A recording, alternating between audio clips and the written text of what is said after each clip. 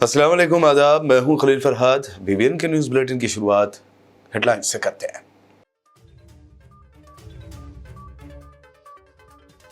18 मार्च से शुरू होंगे 10वीं के इम्तिहानात। 2 अप्रैल को होगा एसएससी का आखिरी पेपर। तेलंगाना एजुकेशन डिपार्टमेंट ने जारी किया शेड्यूल।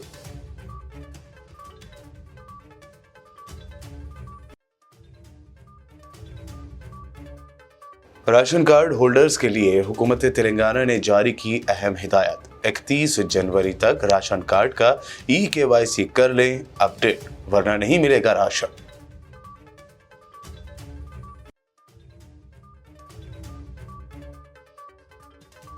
प्राइवेट यूनिवर्सिटीज पर फूटा सीएम रेवंत रेड्डी का गुस्सा। कहा, एससी और एसटी रिजर्वेशन लागू करने में नाकाम प्राइवेट यूनिवर्सिटी के खिलाफ होगी जांच।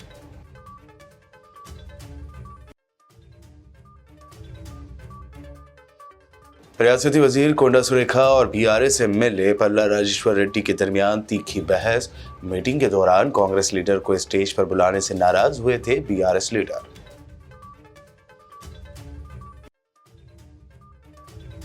रच्चाकुंडा पुलिस कमिश्नर सुधीर बाबू ने रॉडी शीटरों की काउंसलिंग की। कहा, अपने बच्चों के बेहतर फ्यूचर को जहन में रखकर अपने अंदर लाए मुस्बत तब्दीलियां, बेहतर गुजारें जिंदगी।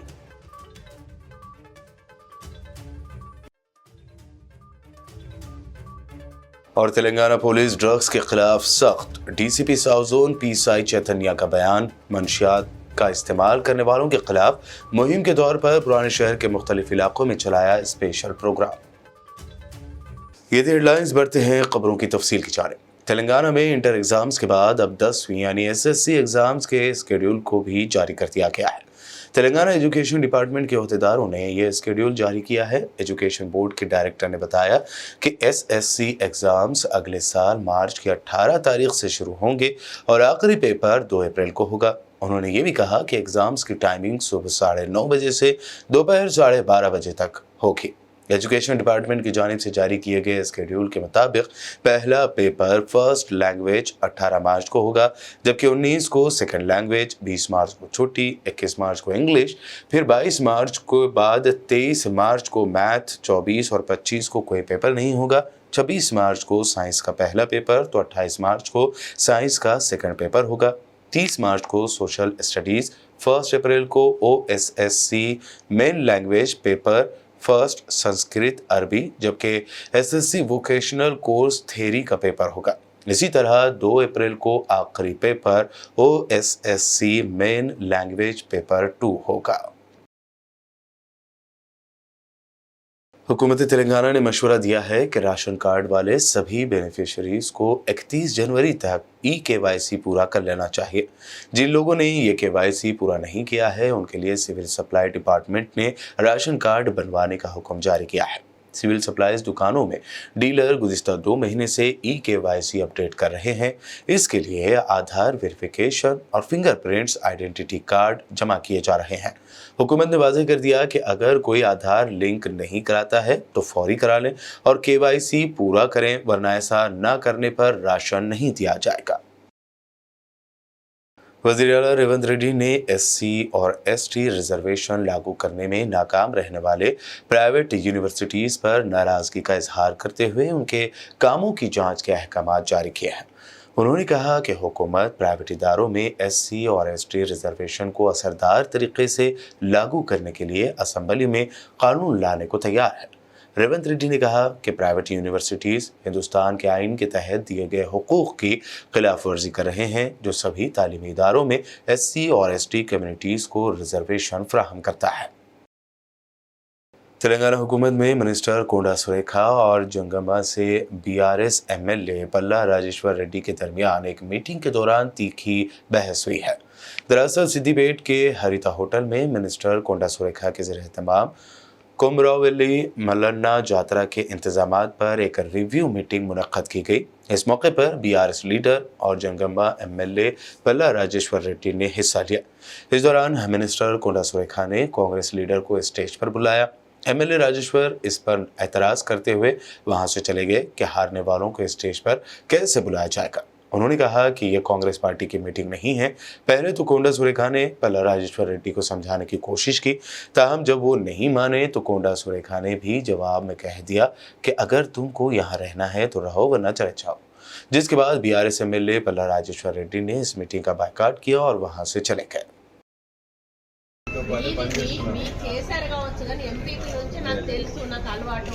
నేను పర్మనెంట్ నుంచి కూడా స్పెషల్ ఇన్వైట్ గా మేము పెట్టుకోవచ్చు, పర్మనెంట్ స్పెషల్ ఇన్వైట్ గా మేము పెట్టుకోవచ్చు. ఇస్తా నేను, నాకేం ప్రాబ్లం లేదు. మేము స్పెషల్ ఇన్వైట్ గా మీటింగ్ నడవాలా వద్దా, నడవాలా వద్దా, ఉండకుండా వెళ్ళండి. మేము కల్పించుకుంటాం కదా.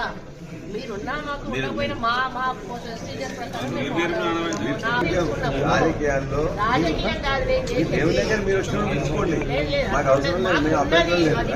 మీటింగ్ లో ఇక్కడ కలెక్టర్ గారు ఆబ్జెక్ట్ చేయాలి.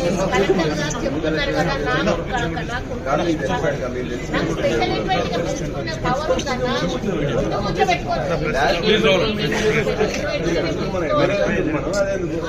మీరు మాట్లాడే అంత లేదు కానీ పొలిటికల్ మీరు చేసుకున్నట్లయితే మీరు చేసుకొని మీరు మీటింగ్ పెట్టుకోండి. కాంగ్రెస్ పార్టీ మీటింగ్ పెట్టుకున్నట్లయితే అధ్యక్షుడు కాదు, మీటింగ్ పెట్టుకోండి. ఇవాళ ఎవరి కోసం గెలిచిన సర్పంచ్ వదిలిపెట్టేసి మీరు చేసుకుంటా అంటే చేసుకోండి. కూడా దేవుడి సన్నిధిలో చేసేవాళ్ళు దేవుడి సన్నిధిలో వదిలిపెట్టి ఇక్కడ కలుసుకొని కాంగ్రెస్ పార్టీ మీటింగ్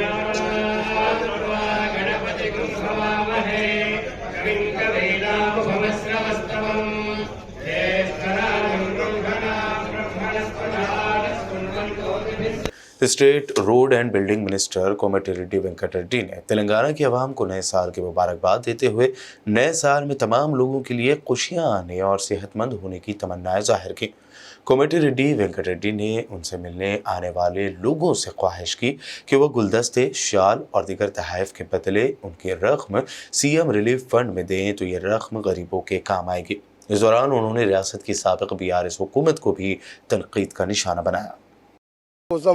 డిసెంబర్ 28కి వెళ్ళి 6th వరకు జిల్లాల వారీగా ఇన్ఛార్జ్ మినిస్టర్ నిర్వహించి వాళ్ళు అపాయింట్ చేసి అప్లికేషన్ తీసుకుంటూ ఆ సమస్యలన్నీ కూడా మేము ఇచ్చిన టైం 100 రోజుల్లోపే ఇంప్లిమెంట్ చేస్తామని మరొకసారి హామీ ఇస్తూ చివరగా నిన్న ముఖ్యమంత్రి గారు ఒక నిరుద్యోగులకు ముఖ్యంగా బీఈడీ చేసి 5 లక్షల మంది కోచింగ్ సెంటర్లో 10 సంవత్సరాలుగా ఎప్పుడు వస్తుందా నోటిఫికేషన్ అని చెప్పి 70,000 ఖాళీలు టీచర్లు ఉంటే ఒక్కసారి కూడా దాని మీద నిర్వహించలే.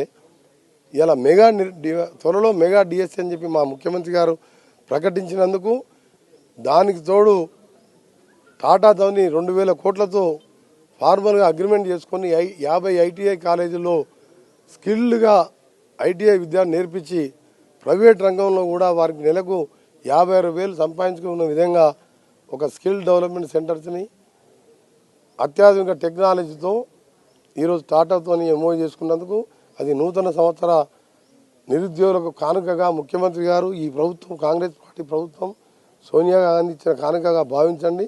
నిరుద్యోగులు ధైర్యంగా ఉండండి. ఇంకా చిన్న విషయం ఒకటి ఏంటంటే ఆటో కార్మికులు ఆందోళన చెందుతున్నారు. అది ఆ ప్రతిపక్షాలు రెచ్చగొట్టొద్దు, దాన్ని వాళ్ళు అడగకముందే ఈ సమస్య వస్తుందని చెప్పి 12,000 రూపాయలు సంవత్సరానికి పెట్టడంతో పాటు 5 లక్షల ఇన్సూరెన్స్ కూడా పెట్టాం.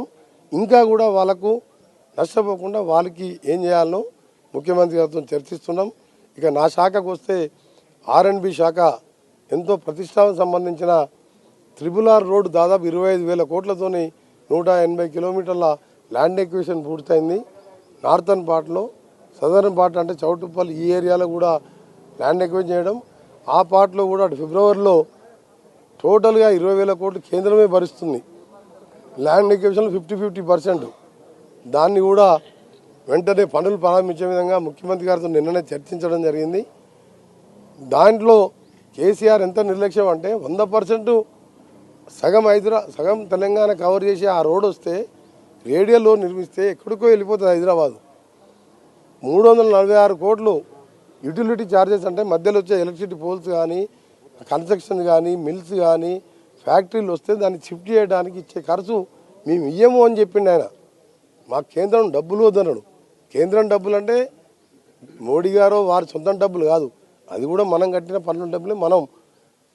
మనం తప్పకుండా ఆ 324 ఇస్తామని చెప్పి లేఖ కూడా రాయడం జరిగింది. దాన్ని కూడా వర్క్ కూడా స్టార్ట్ చేసి ఒక హైదరాబాద్కు తెలంగాణకు మణిహారం లాగా నా శాఖలో 4 సంవత్సరాలు పూర్తి చేయబోతాను తెలియజేసుకుంటూ మరొకసారి అందరికీ నూతన సంవత్సర శుభాకాంక్షలు. भैंसा के वार्ड नंबर 7 में प्रजा पालना प्रोग्राम की जगह का डिप्टी कलेक्टर और म्यूनिसिपल कमिश्नर ने जायजा लेने के लिए दौरा किया। इस दौरान उन्होंने राहुल नगर के रिहायशियों से उनके मसाइल से वाकफियत हासिल की। इस मौके पर काउंसलर अनीता बालाजी सतरावे ने कहा कि इस वार्ड के लोगों के मसाइल जल्द अज जल्द हल किए जाएं। हमारे क्या नाली रहे तो क्या గోరం రోడ్ అయితే మేము వేసుకుంటాం సార్. ఎట్లా నాలి లేనిది మేము ఎట్లా నడవాలి, అది ఇబ్బంది. ఇప్పుడు రోడ్లు అన్ని ప్యాక్లో ఉన్నాయి. మీ గురించి 2-3 సార్లు అన్నాం, మీ దగ్గర వస్తామంటే సండే మీరు ఉండరు, ఎంప్లాయీస్ ఉన్న వాళ్ళేమో కలవడానికి వీలు ఉండదు. ఇట్లా ప్రాబ్లం అవుతుంది సార్. మీరేమో ట్యాక్స్కి పిల్లగాడికి మేము ఎన్నోసార్లు సార్ రిటర్న్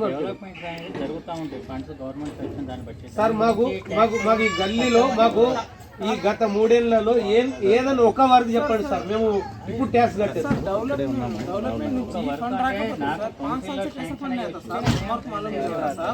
సార్ మీకు అథారిటీ ఉంటుంది కదా. याकूतपुरा एमएलए जाफर हुसैन मिराज ने संतोष नगर डिवीजन में वाक़ नर्सरी गार्डन का दौरा किया, जहां आवाम की बड़ी तादाद सुबह के औकात में वर्जिश और चहलकदमी के लिए आती है। मीडिया से बात करते हुए एमएलए जाफर हुसैन ने बताया कि उन्हें आवाम की सेहत पर खुसूसी तवज्जो देने की कोशिश काफ़ी पसंद आई। इस मौके पर उन्होंने गार्डन में मौजूद लोगों में yoga mat, T shirts, jackets और स्पोर्ट्स की अशिया तकसीम की। संतोष नगर नर्सरी गार्डन में मैं अवले वक्त आया, जो पिछले संडे भी आया था। यहाँ पे स्पोर्ट्स एक्टिविटीज़ देखते हुए मैंने ये सोचा कि अल्हम्दुलिल्लाह 2023 का आज लास्ट डे है, कल सुबह से 2024 इंशाल्लाह स्टार्ट होने वाला है। तो मैं यहाँ आके जितने भी सीनियर सिटीज़न योगा कर रहे थे उनके लिए योगा मैट का इंतज़ाम कराए हैं। और उसके साथ साथ चूँकि ठंडी काफ़ी ज़्यादा भी रह रही सुबह अवले वक्त, तो डंगरी का भी इंतज़ाम किए हैं। और उसके साथ साथ बाजू जो बच्चे फुटबॉल खेल रहे हैं उनको फुटबॉल दिया गया है और तमाम टी शर्ट्स डंगरी दिए गए हैं। जो बच्चे शटल खेल रहे हैं उनको शटल का रैकेट दिया गया है, शटल काग दिया गया है। ये सब चीज़ स्पोर्ट्स एक्टिविटी सुबह सुबह आके मजलिस इत्तेहादुल मुस्लिमीन नक़ीब मिल्लत की सदारत, नक़ीब मिल्लत की क़यादत के अंदर मेरे साथ में एरिया कारपोरेटर जनाब मुज़फ़्फ़र साहब और तमाम मजलिस के ज़िम्मेदार यहाँ पर मौजूद थे। अल्हम्दुलिल्लाह मुझे ख़ुद इतनी खुशी हो रही है, यहाँ पर एक्टिविटीज़ के अंदर काफ़ी लोग, चाहे वो मेरे बुज़ुर्ग हो, नौजवान हो या बच्चे हो, तमाम के तमाम सुबह अवले वक्त आ रहे हैं। कोई वॉकिंग कर रहा है, कोई शटल खेल रहा है, कोई फुटबॉल खेल रहा है, कोई योगा कर रहा है। योगा के लिए यहाँ पर ख़वातीन भी योगा कर रहे हैं। इंशाअल्लाह ताला उनके लिए भी मैटों का इंतज़ाम किया गया है। इंशाअल्लाह मैं समझता हूँ कि स्पोर्ट्स एक बेहतरीन चीज़ है। फ़िटनेस के लिए इंसान को बहुत ज़रूरी है, अपने आप को फ़िट रखना है। तो सुबह सुबह कोई ना कोई एक्सरसाइज करने की ज़रूरत है, जिसमें मैं चाहता हूँ कि याकूतपुरे के अवाम के अंदर अव्वले वक्त उठने की एक तो आदत हो जाए, और दूसरी चीज़ फजर की नमाज के बाद में कुछ ना कुछ एक्टिविटीज़ करने के लिए हम लोग दिलचस्पी ले रहे हैं। इंशाअल्लाह ताला इसमें काफ़ी हद तक कामयाबी मिली है और इंशाअल्लाह धीरे धीरे आहिस्ता आहिस्ता काफ़ी कामयाबी मिलेंगे। मैं हत्तुल इम्कान कोशिश करूँगा ताकि लोगों को यहाँ पर आके अवेयरनेस ले आए और यहाँ पर स्पोर्ट्स एक्टिविटीज़ में इजाफा हो। आज जो लोग यहाँ पर मौजूद थे, मैं इन सब का तहे दिल से शुक्रिया अदा करना चाहता हूँ, क्योंकि पिछले संडे से ये संडे अगर देखते हैं तो काफ़ी तादाद बढ़ी हुई थी। उम्मीद करता हूँ दूसरे भी ग्राउंड्स है वहाँ का भी इंशाल्लाह हम लोग विज़िट करेंगे। दूसरे ग्राउंड्स के अंदर भी वहाँ पे भी एक्टिविटीज़ में इजाफा करने की पूरी कोशिश करेंगे। बहुत बहुत शुक्रिया। बुलेटिन में वक्त हुआ है एक शॉर्ट ब्रेक का, जल्द लौटेंगे और देखेंगे मज़ीद अहम खबरें।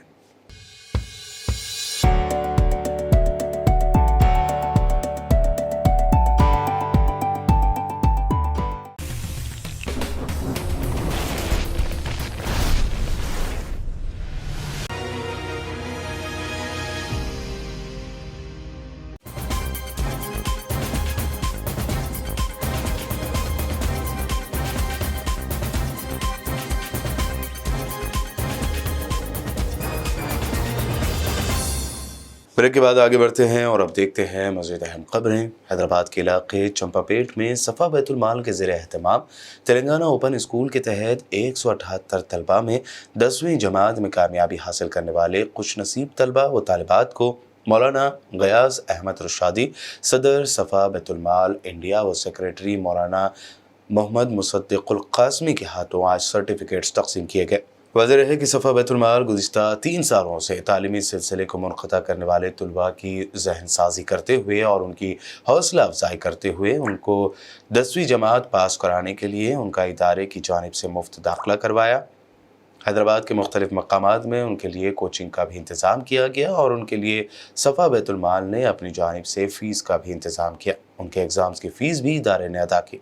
सर्टिफिकेट्स की तकसीम के बाद सदर सफ़ा बैतुल माल की दुआ पर मजलिस का इख्तिताम अमल में आया। इस प्रोग्राम में हिस्सा लेने वाले Hafiz Abdul Ghaffar, incharge task department, उनके रुफ़्क़ा के अलावा सफ़ा बैतुल माल के दीगर स्टाफ ने भी शिरकत की। अस्सलामु अलैकुम वरहमतुल्लाहि वबरकातुहू। Safa Baitul Maal educational welfare and charitable trust India ने 17 साल में जो खिदमत अंजाम दी हैं वो पूरी कौम के सामने हैं। चाहे वो सेहत का मामला हो, तिब्बी एतबार से हो, तालीमी एतबार से हो, रोज़गार से मुताल्लिक़ हो या हंगामी।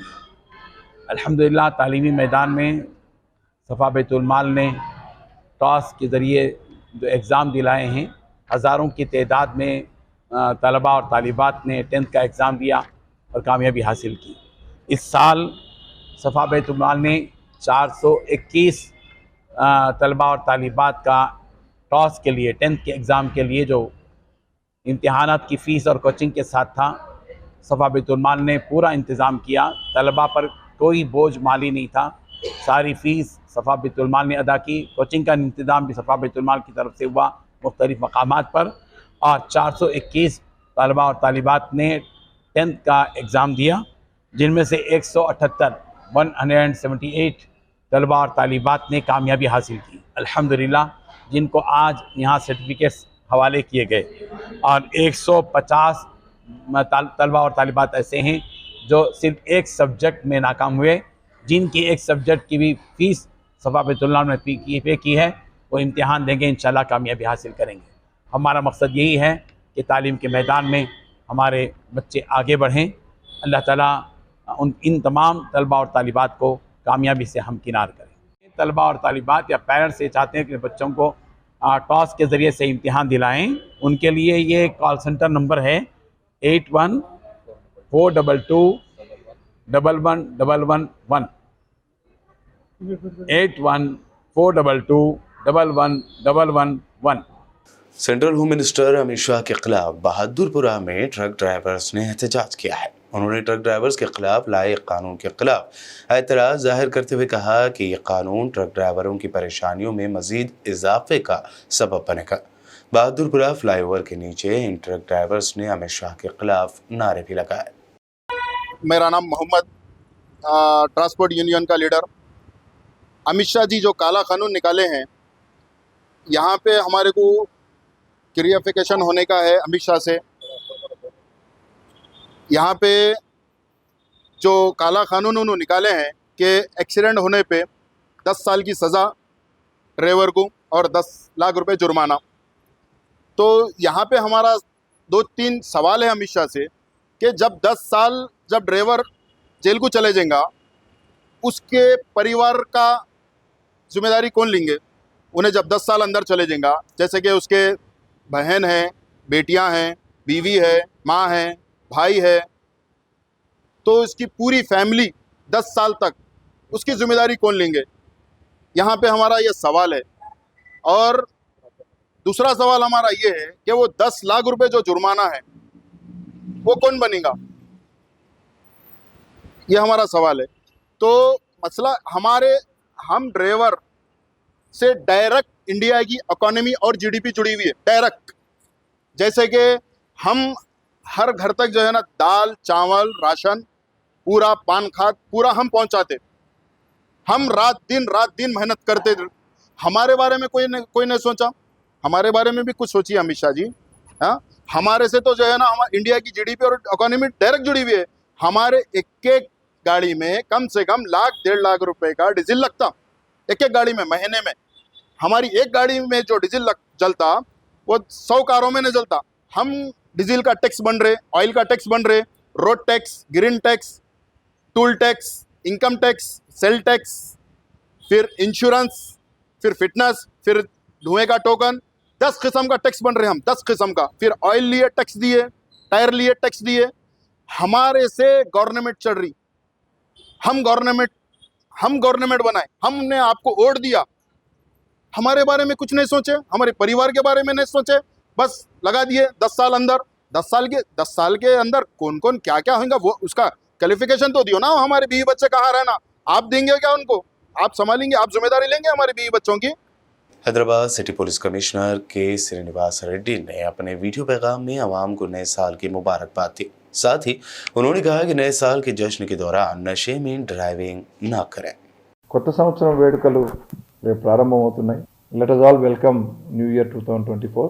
యువతి యువకులకు నా సందేశం ఏంటంటే మీరు కొత్త సంవత్సరాన్ని ఉత్సాహంగా, ఆనందంగా, ఆహ్లాదంగా ఆహ్వానించండి. కొత్త సంవత్సరం అనే ఒక సందర్భము అందరిలో సంతోషాన్ని నింపేదే. ఎందుకంటే కొత్త సంవత్సరంలో కొత్త ఆశలు, కొత్త తీర్మానాలు, కొత్త ఊహలు, ఇవన్నీ కూడా సృజనాత్మకమైన వ్యూహాలు అన్నీ కూడా మనం కొత్త సంవత్సరంలో అమలు చేయాలని అనుకుంటాము ఎవరైనా కూడా. అందుకు కొత్త సంవత్సరం ఒక నాందిలాగా మనం భావిస్తాము. సో ఆ సందర్భంగా దాన్ని ఆహ్వానిస్తూ వేడుకలాగా చేసుకోవడము ఒక ఆనవాయితీ.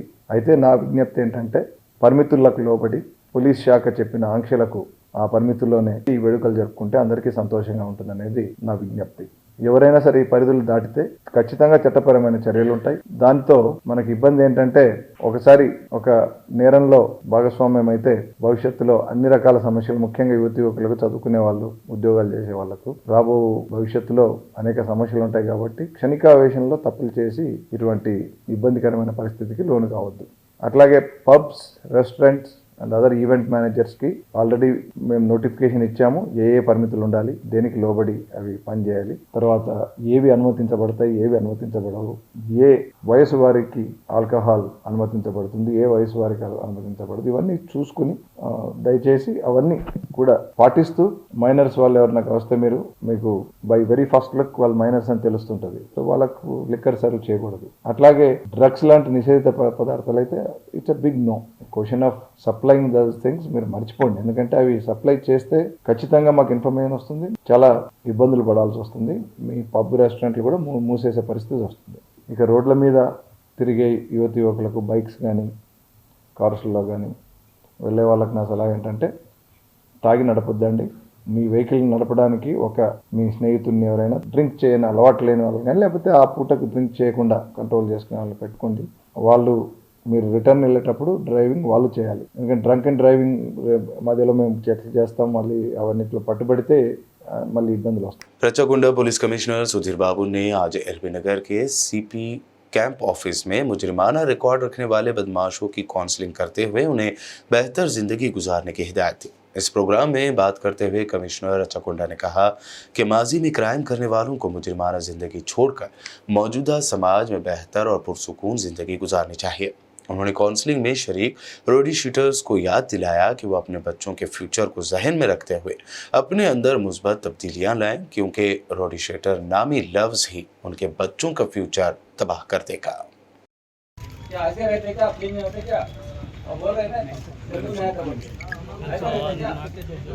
Today we had a kind of interaction session with all the rowdy shooters. We got about 486 rowdy shooters. In that 115 been involving in a lot of activities for a few years. Then very notorious people as per our information. So we want to bring in change in them.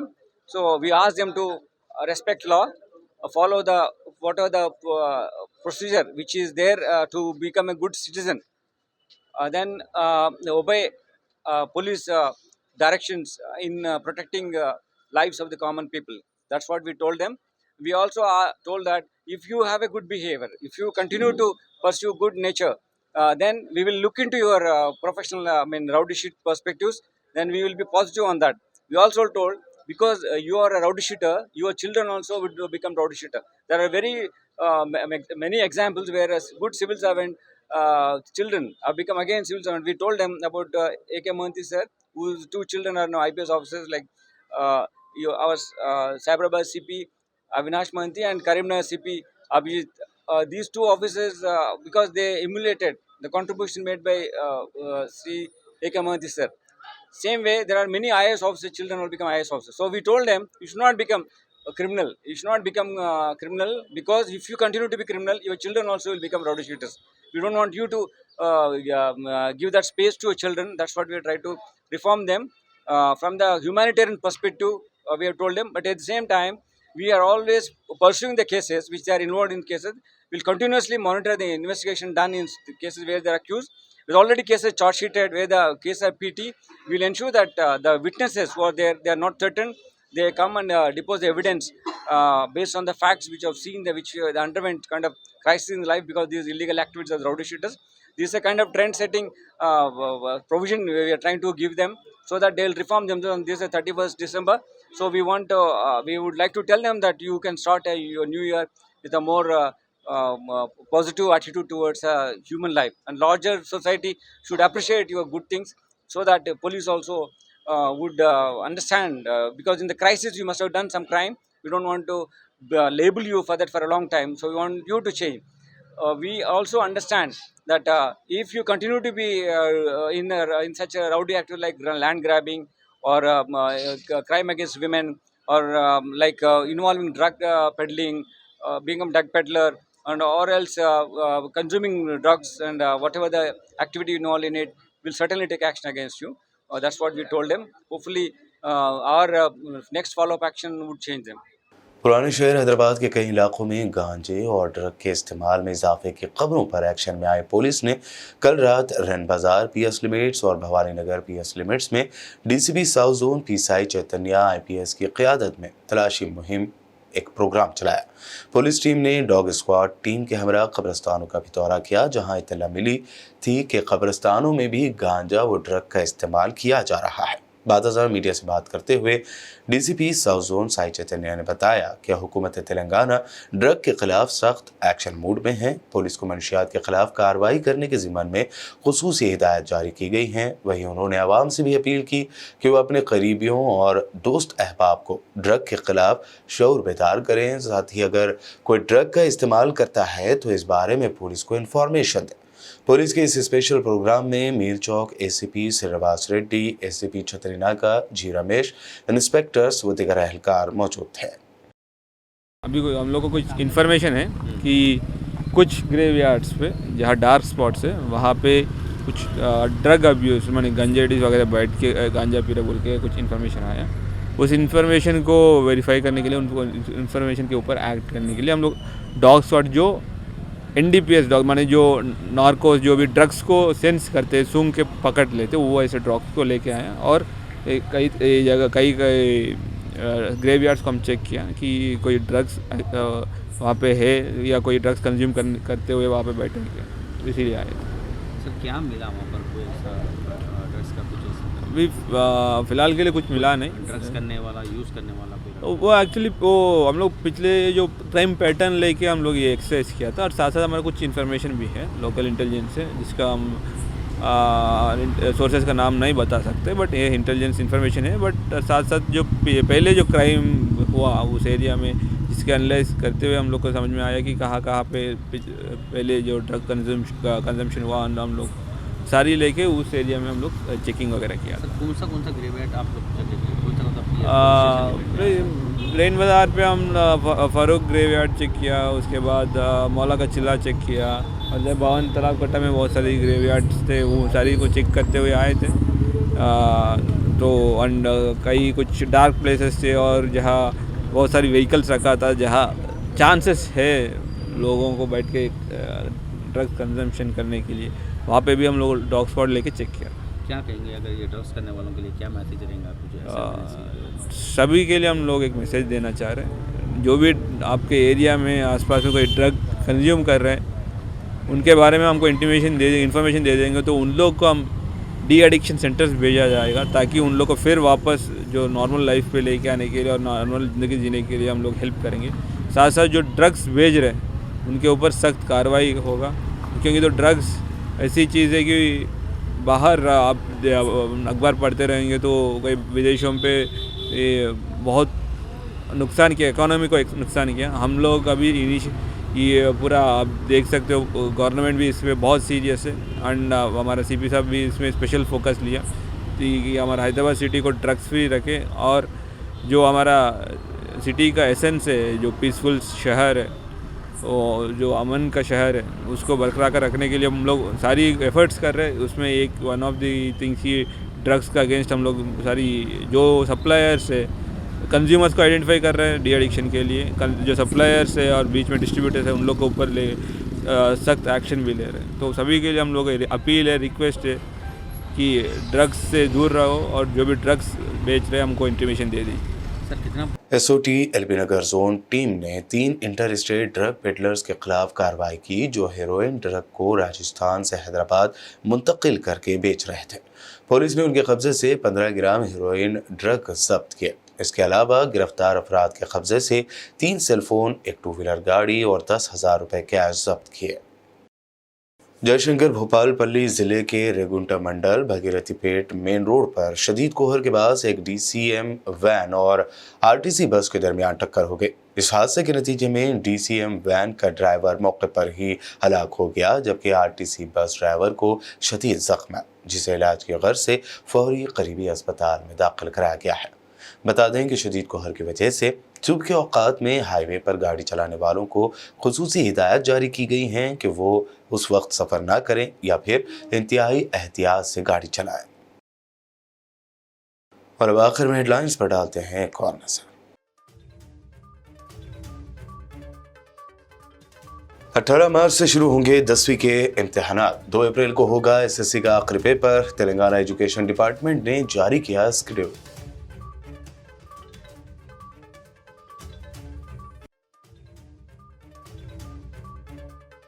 Ration card holders के लिए हुकूमत तेलंगाना ने जारी की अहम हिदायत। 31 जनवरी तक ration card का ई-केवाईसी कर लें अपडेट, वरना नहीं मिलेगा राशन।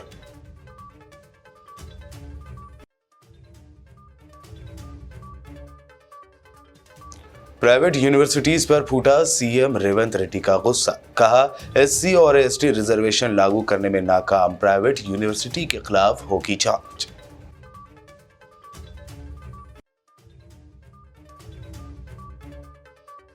रियासती वजीर कोंडा सुरेखा और बीआरएस एमएलए पल्ला राजेश्वर रेड्डी के दरमियान तीखी बहस। मीटिंग के दौरान कांग्रेस लीडर को स्टेज पर बुलाने से नाराज हुए थे बीआरएस लीडर।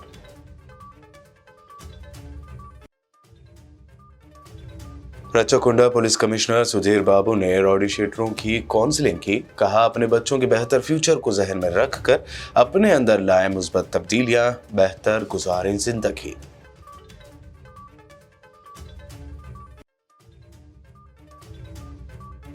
और तेलंगाना पुलिस ड्रग्स के खिलाफ सख्त। DCP south zone PSI Chaitanya का बयान। मंशियात का इस्तेमाल करने वालों के खिलाफ मुहिम के तौर पर पुराने शहर के मुख्तलिफ इलाकों में चलाया special program. PBN news bulletin में फिलहाल के लिए इतना ही। दिलचस्प प्रोग्राम्स और दीगर ताज़ा तरीन अपडेट्स के लिए देखते रहिए बीपीएन चैनल।